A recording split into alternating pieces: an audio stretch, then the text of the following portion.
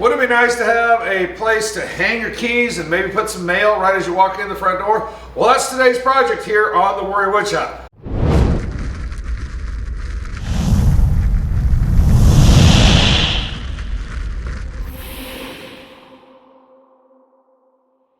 Hey guys, Mr. Rado from the Warrior Woodshop, and in this video we're going to show you how we built this double wall shelf, mudroom wall shelf, engine room wall shelf, kids room wall shelf, laundry room wall shelf, whatever room your imagination can find a wall to put a shelf on project.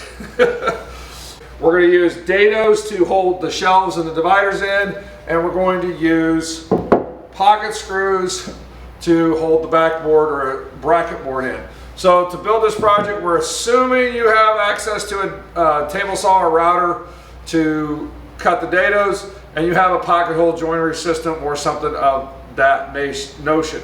What we're going to do on this video is just give you a quick overview of how it goes together so you can see it from start to finish.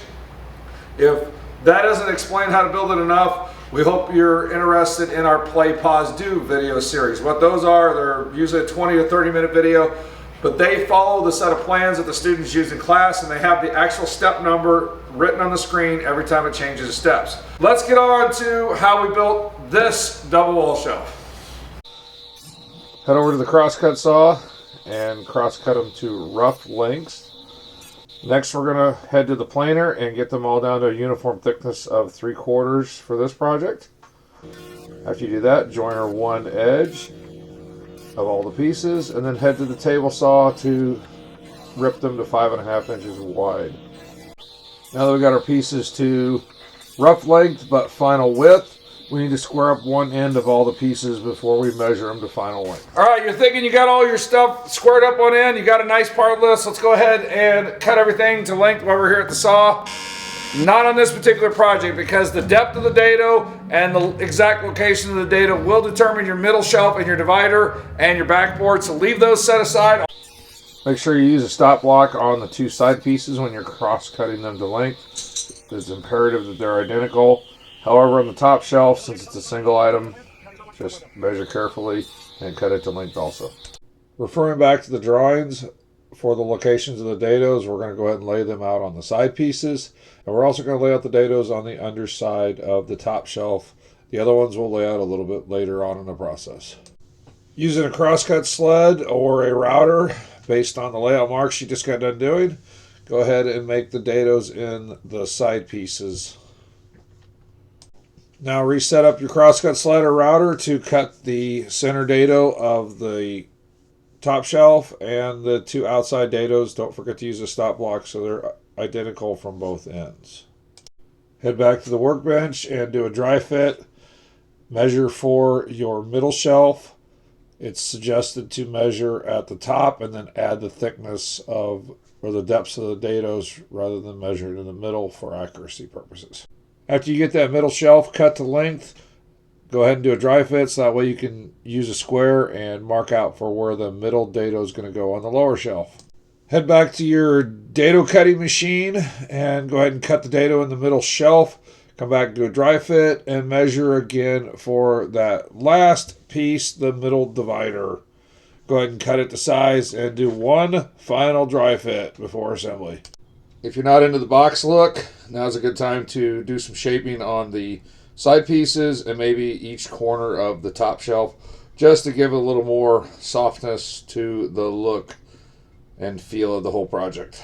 Another suggestion before you put things together is to go ahead and sand everything. It makes it easier to get into those hard to reach corners before it's assembled. We kind of call that pre-sanding in the shop. What does pre-sanding mean? Sanding before you sand? Anyways, it's a lot easier to sand before you put it together. Another one of those things that we've learned from experience is to go ahead and soften the edges, and it's a lot easier to do this now before you assemble. We use an 1/8 inch round over bit on our portable router. After one last dry fit, everything looks good. We're going to pull out the glue bottle and the brad nailer and go ahead and assemble this project. You don't need the brad nailer. You just need to have clamps and let it set for a couple hours before proceeding to the next step.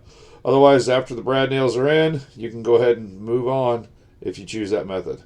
All right, now it's time to measure for the final piece, the backboard, which is what's going to hold the project on the wall. So we want to add a couple of pocket screws. So cut it to length, drill those pocket screws, and come back and install it. Glue and brad nail is our method of choice.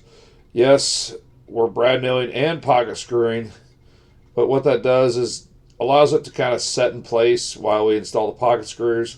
The pocket screws are what gives it a strength to hold the whole weight of the cabinet and anything you put on top of it from falling off the wall. All right, I think that's going to wrap this video up. And what's the, wait a minute, what's the old phrase in woodworking? The project's not done until it's finished. We might even leave them unfinished because the students use this as a reference project, and we kind of don't want to skew them as far as what material to use and what stain. We got to make them kind of go through that thought process and design process on their own. So that's why this one's unfinished. We're going to go ahead and leave it that way. Again, there's a multitude of key hooks that you could use. So hopefully you can find a spot for this in your entryway or your mudroom. And how are you going to know how to build it? I know I showed you how on camera, but come on, download the plans. The website charges us about $1 transaction fee, but everything above the $1 that you choose to feel the plan is worth goes towards one of the Warrior Woodshop students that have earned their right to go to the state competition. They have designed their personal projects. They have spent over a semester working on them, sometimes after school, sometimes weekends, getting them all done, ready to go. And they have made it through districts and qualified for the state competition. That state competition is an overnight 2-day trip with hotel, travel, registration, and food expenses. So anything you donate over that $1 amount goes specifically towards that trip. Leave a comment. We'll show you some of the results by responding to your comment. Tell you how our kids did and say a big shout out and thank you for helping us get to the state competition here in the state of Missouri. So we appreciate that. If you haven't done so, hit that subscribe button, especially that bell notification so you know when we do more Play, Pause, Do videos. We've got about 8 slated. It's just finding time here in the spring or summer and teaching class at the same time, trying to get those made. Help them out. If you just want to leave a donation, you don't need the set of plans. We have a Venmo set up at FHS Warrior Woodshop. So you can leave one there. We'll definitely give you a shout out in one of our videos. We really appreciate that. So after you're done, download the plans and hitting that subscribe and bell notification. Go out and make some sawdust.